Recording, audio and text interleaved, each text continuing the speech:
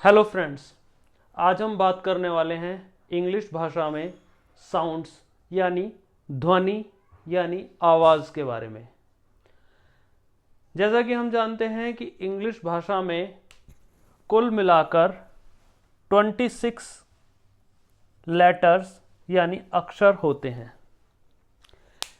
ये अक्षर दो तरह के हो सकते हैं, एक वोवल्स और दूसरे कॉन्सोनेंट्स। हिंदी में हम इनको बोलते हैं स्वर और व्यंजन।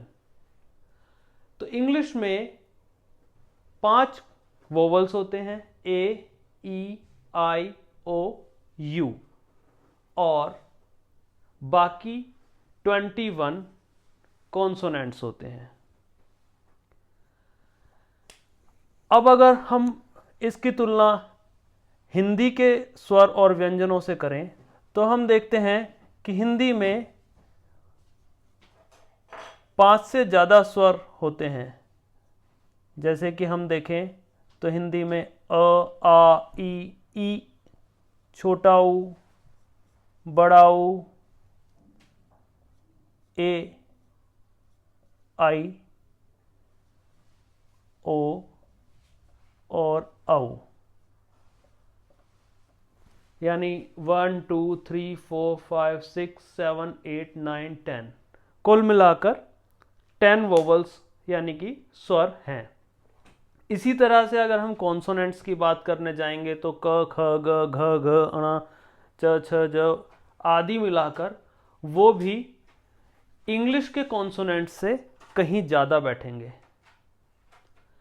तो अब आप सोच रहे होंगे कि हिंदी में जब इतने सारे स्वर और व्यंजन हैं और इंग्लिश में केवल 5 वोवल्स और 21 कॉन्सोनेंट्स हैं, तो ये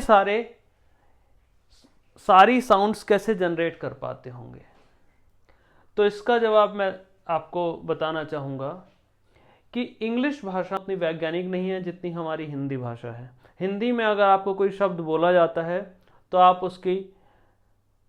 उसको हिंदी में उसकी स्पेलिंग आराम से लिख सकते हैं अगर आपको मात्राओं का सही ज्ञान है। लेकिन इंग्लिश में यह बहुत कठिन है।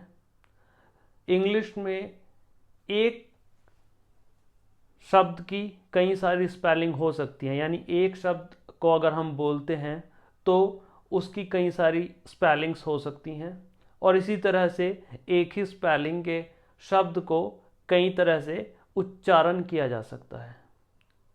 लेकिन इसमें हम फिर भी ये देखते हैं कि कॉमन साउंड्स कैसे बनाई जाती हैं इंग्लिश में।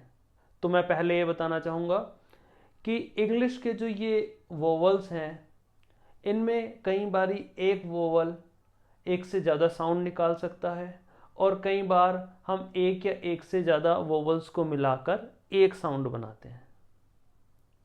अब हम आगे देखते हैं कि इंग्लिश भाषा में वोवल्स किस तरह से हिंदी भाषा के वोवल्स की बराबर साउंड्स निकालते हैं।